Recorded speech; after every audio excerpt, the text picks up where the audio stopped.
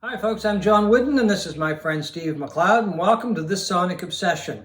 Today we're going to talk about Close to the Edge by Yes at 50.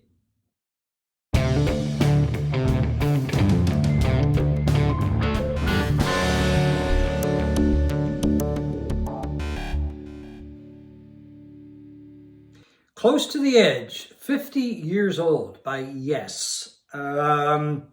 Not my favorite Yes album. I don't really dislike it. I don't really jump up and down with joy about it. I do like it. What do you think? Well, I mean, it typically, if it's not at the very top of the best of prog lists of all time, it's certainly in the top 10. I don't know. Oh yeah, I don't know if I've ever seen a list where it wasn't in it. I happen to think it's a great album, but it's not necessarily my favorite Yes album. I don't think it is. Yeah. I think it's great because of its ambition. You know, it's an album of virtuosity by one of the best players, playing bands in all of Prague. And they were trying to do so much with this album. It was a very ambitious thing, but I think my favorites are, I don't know, it's a toss-up between the Yes album and Fragile. Oh, me too, yeah. And depends on the day, but I do think it is a great album for sure. But Okay.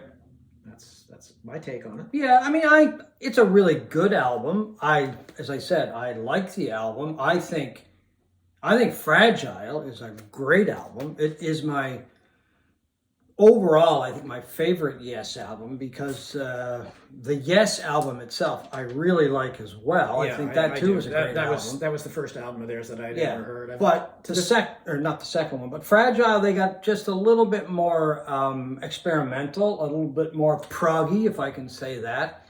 And I thought the songs were just amazing, and the fact that they broke it up and different members contributed different songs, I thought that was quite unique. Yeah.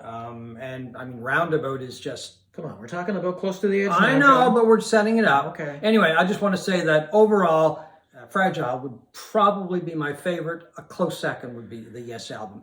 I just found Close to the Edge maybe a bit too much. Well, it is a bit much, that's for sure. I mean, my problem with the album is the first couple of minutes.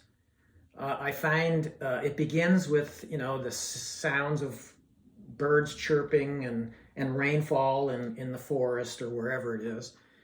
And then you hear this sort of crystal-y kind of sound shimmering over the top, which, I don't know, must be Rick Wakeman's keyboards or something. Probably, yeah. And then Steve Howe comes in playing this really aggressive, dense soloing, and I find it just a bit harsh and shrill. After those minute and a half or 2 minutes are done, I think the album is fantastic. Yeah, I agree with you on the beginning of it. Yeah, I just found some of the lyrics on the album were way out there. Well, but yet, Yes is known for that, right? I don't know what the hell they could possibly mean. Either do I. I mean, I'm just going to give you here. I'll give you a couple of examples very briefly because I've been trying to figure out exactly what some of the lyrics mean for 50 years. And I think it's just nonsensical. Yeah, I'm sure somebody has their interpretations of it, but for me... Well, Close to the Edge, for example. The time between the notes relates the color to the scenes. A constant vogue of triumphs dislocate man, it seems. And space between the focus shape ascend knowledge of love. As song and chants develop time, lost social temperance rules above. Come on, John. Don't you know what that means? And then, Siberian Katru. Okay, and I hope I have the pronunciation correct. River running right on over then over my head. Outboard river. Blue tail, tailfly, Luther in time. Sun tower asking. Cover, lover. June cast, moon fast. As one changes. Heart gold, lever, soul mark, mover. Christian changer. Okay, there you go. Okay, you cut me off. I guess you've never taken acid before. Well, not when listening to this album. Well, no, I never took acid anyway. Actually, I was. You're a good boy. I was a good boy. Yeah. Yeah. I think I was reading an article or a quote or a story from Jon Anderson today, talking about the making of this thing, and he was talking about how, they did an extensive world tour for Fragile just before going into the studio for Close to the Edge. and it was very successful. They were starting to blossom and grow, and they were being heard on freeform FM channels, that played everything back in those days. Yeah. And he said they were just so confident after this tour, where they were becoming better and better musicians, that they decided that the sky was the limit. And literally, the sky was. The sky was the limit. I mean, it's unbelievably, it's the template of all of those prog albums that had suites with songs within songs. And the first side in particular, 18 minutes long, Close to the Edge, they throw everything in there except the kitchen sink, I think. Yeah, that's one of the things that I love about prog, but at the same time I hate about prog, because it gets it goes way into the weeds, right? And it becomes dense at times. And I don't really think Close to the Edge was as dense as a lot of other prog stuff. Well, they did stuff that was denser than that after this. Oh, well, Topographic Oceans. Yeah, what was that all about, right? And that's when I lost interest in Yes with that album. Yeah. It did cause a lot of dissension in the group, the making of this album. Yeah. Bill Bruford left shortly after it. And a couple of quotes, he said, toward the end of Close to the Edge, I couldn't stand the thought of another, sleeping on the sofa and waking up at 3 o'clock in the morning and seeing Chris Squire just slowly turning another knob on the bass sound. He called the process torturous and like climbing Mount Everest. So it's no wonder he left.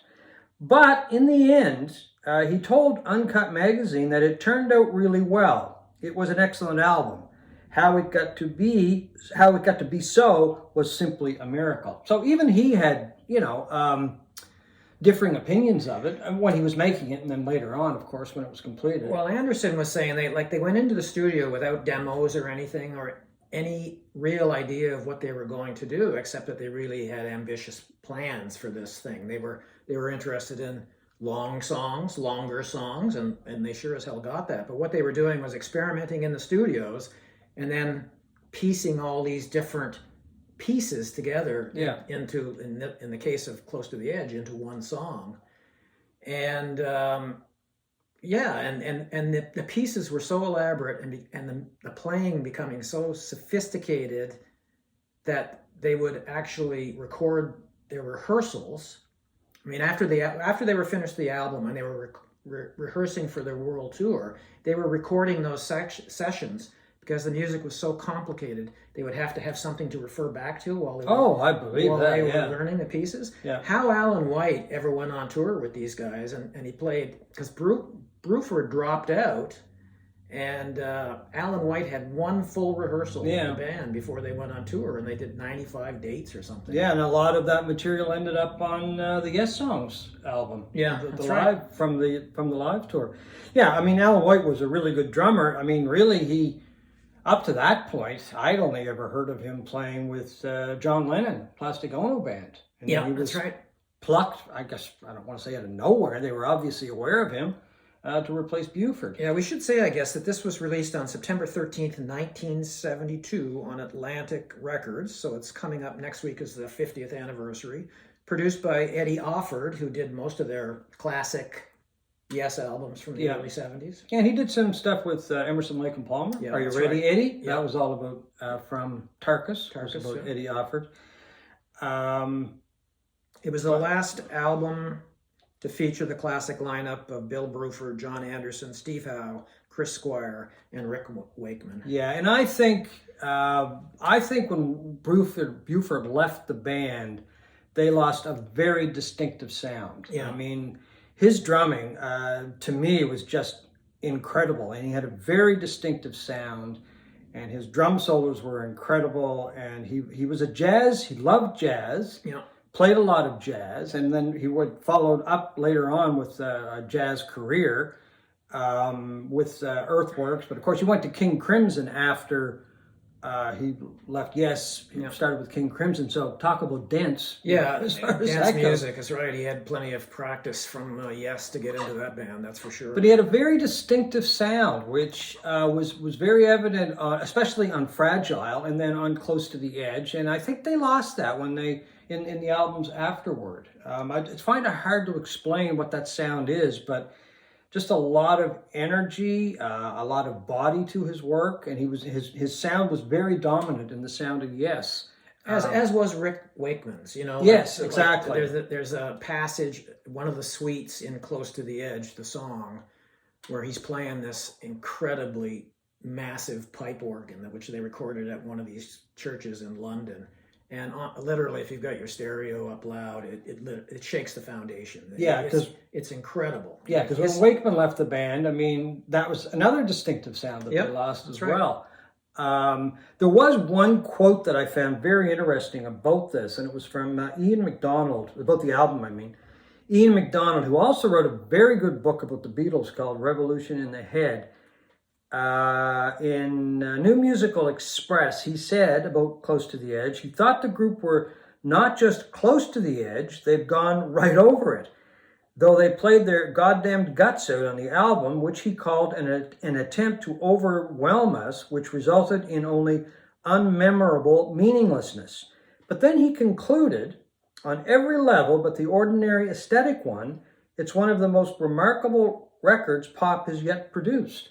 So he seems to be saying two things there, which I've always found very interesting. So while he thought it was over the top or over the edge, he still really liked it. Yeah. Which I found really bizarre. Well, I don't think they went over the edge completely until Tales. Oh, yeah, they definitely went over the edge. Which kind of epitomized the worst excesses of prog. There were some really nice passages in it, but overwhelmingly. And I kind of liked Relayer after that, but again, that was getting kind of out there. And after that, they just lost me. I never, for a band that I really loved around this period in the early 1970s, I never listened to anything other than that horrible album that came out. It was their biggest hit. Oh, 901. Owner of the Lonely Heart. Yeah, it was the catalog number. That was that terrible song. I think that's what it was. Terrible album. Oh yeah, the worst of '80s production, and that was the point where they were really dead as far as I'm concerned. Yeah, and then they came out with these albums afterward. There was Anderson, Wakeman, Bruford, Howe, which was basically Yes. There was Union by a group called Union by a group called Yes. And there's all these splinter groups that they came out with different albums. As far as I'm concerned, after Close to the Edge, I lost interest. The other thing is, you got to talk about Roger Dean's albums, just the incredible artwork of them. Fantastic. And if music has a color, Close to the Edge, the song, sounds green to me, and I think that's just the absolute. Well, it is. Yeah, because it sounds like you're in a rainforest. Yeah. Well, the effects on it as well, right? The one passage does the dripping sounds of dripping water. It sounds like it's dripping out of a cave or something. This is such a simple cover. Easily, probably the simplest one he ever did for Yes. But I think that's when the first time they used that logo as well, which is synonymous now with Yes. I think that became the logo for every album afterward, or for Yes when referring to Yes. The album got pretty good reviews as far as that goes. Mixed reviews, I should say. Mixed, mostly mixed, I think. Mixed would be a good way to say it. I was just, the one interesting thing about this album, other than, the reviews, the mixed reviews, that kind of thing, was when Bruford left, management told him that he should give Alan White half his royalties for the album, which was... He never played on it. White never played on the album. Yeah. But because White was doing the tour. So as I understand it, he had to give over his royalties to Alan White, and I think he had to pay a $10,000 fine or something. This was Bruford, because he was leaving the band. And then years later, Bruford went to White and said, "Okay, you got half my royalties for the album, so how would half the royalties back?" Now, I'm not sure if he meant half of what he had given him or the whole half of what. But anyway, he got some of the royalties back from Alan White. It's a weird arrangement. He must have, broken his contract by walking out on the band or something, I guess. And White and Bruford were, pretty good pals as far as that goes. Yeah. And unfortunately, Alan White just died, a few months ago. Yes. So anyway, I thought that was very bizarre, and they were very gentlemanly about it. And then when Bruford went back looking for the money, White said, okay, I'll give it to you. Close to the Edge by Yes at 50. We both like the album. Steve likes it a lot more than I like the album. But anyway, still an enjoyable listen. And overall, I do think it's not dated when it comes to prog music, as a lot of prog music is. It still stands up. I've been listening to it for a couple of days, and I still enjoy listening to it. Well, it was a very unique album. It's hard for something to be dated, I think, if it's really that unique. Yeah. You know, they created something that was wholly different in 1972, and I think it was, in that sense, their high watermark. Yeah. Oh, well, okay. And then after that, I guess we both agree they started to drown. In the topographic oceans. They went over the edge. They went over the edge into the topographic oceans. Anyway, that's our look at Close to the Edge by Yes at 50 years old.